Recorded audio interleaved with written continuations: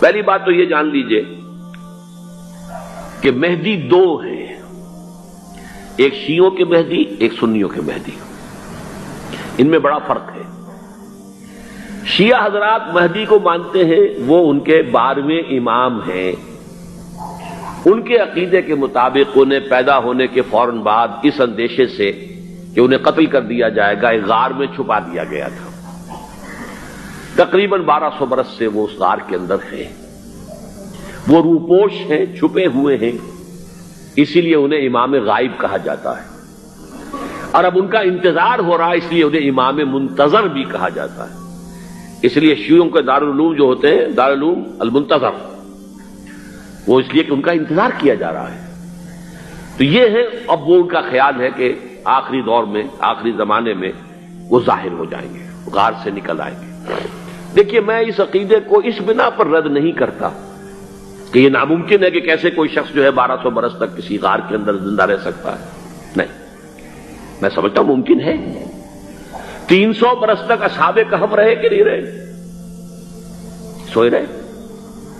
300 years ہم مانتے ہیں۔ حضرت عیسیٰ اسی حیات عرضی کے ساتھ 2000 سال سے موجود ہیں آسمان پہ کہ نہیں ہے؟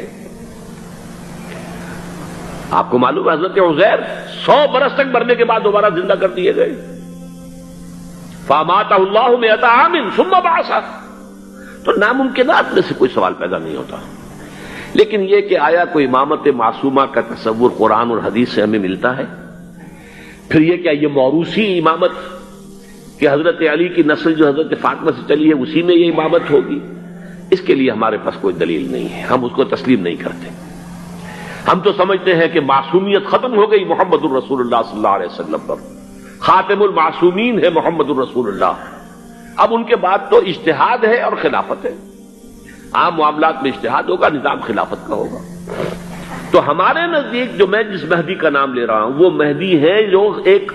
مجدد ہوں گے، جیسے کہ مجددین کے نام میں نے آپ کو گنوائے ہیں،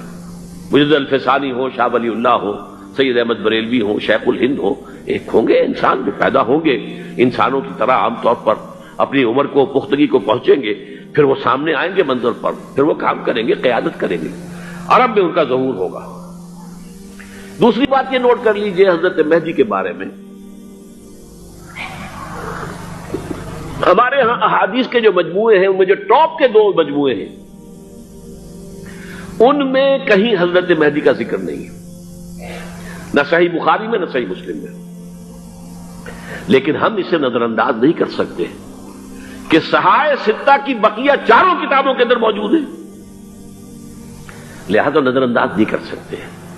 اگنور کرنا ممکن نہیں ہے۔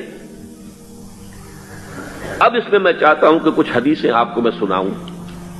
جن میں حضرت مہدی کا تذکرہ کیا گیا ہے۔ پہلی ہے وعن عبداللہ ابن مسعود قال قال رسول اللہ صلی اللہ علیہ وسلم، حضرت عبداللہ ابن مسعود سے روایت ہے، وہ فرماتے ہیں کہ حضور نے ارشاد فرمایا لا تذهب الدنيا حتى يملك العرب رجل من اہل بیتی، یہ دنیا ختم نہیں ہوگی جب تک کہ عرب پر میرے اہل بیت میں سے ایک شخص کی حکومت قائم نہ ہو۔ اور آپ کو معلوم ہے کہ آج تک عرب پر حضور کے اہل بیت کی کوئی حکومت قائم نہیں ہوئی، اور جب قائم ہوئی بھی تھی حضرت علی کو اگر شمار کیا جائے، اس لیے کہ حضور نے وہ جو مشہور واقعہ ہے کہ ایک چادر میں لے لیا تھا حضرت علی کو اور حضرت فاطمہ اور حضرات حسنین کو، اللہم ہؤلاء اہل بیتی، اے اللہ یہ بھی میرے اہل بیت ہیں، تو حضرت علی کی بھی حکومت منعقد نہیں ہوئی، پورے عالم اسلام پر ان کی حکومت نہیں تھی، اس لیے کہ شام اور مصر دونوں صوبے جو ہیں انہوں نے ان کی اطاعت قبول نہیں کی تھی۔ اس حوالے سے یہ معاملہ ابھی ہونا ہے۔ لا تذهب الدنيا حتى يملك العرب رجل من اہل بیتی یواطئ اسمہ اسمی،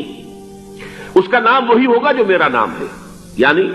محمد صلی اللہ علیہ وسلم، اور ان کا نام بھی، مہدی کا نام بھی محمد ہو، مہدی تو ان کا لقب ہے۔ یہ ترمذی میں بھی ہے، ابو داؤد میں بھی ہے، سنن ابی داؤد، جامع ترمذی، بلکہ ابو داؤد میں ایک اور روایت ہے، قال، حضور نے فرمایا لو لم يبق من الدنيا الا يوم، اگر دنیا کی زندگی میں سے کچھ بھی نہ بچے سوائے ایک دن کے، لطول اللہ تعالی ذالک الیوم، تو اللہ تعالیٰ اس دن کو لمبا کر دے گا، حتی یبعث فیہ رجلا منی، یہاں تک کہ میرے خاندان میں سے ایک شخص کو اٹھائے گا،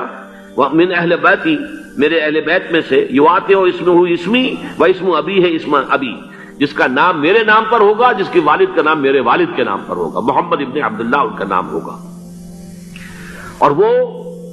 یملأ الارض قسطا وعدلا کما ملئت ظلما وجورا، وہ سرزمین عرب کو عدل اور انصاف سے اسی طرح بھر دیں گے جیسے کہ وہ ظلم اور زیادتی سے بھر چکی ہوگی۔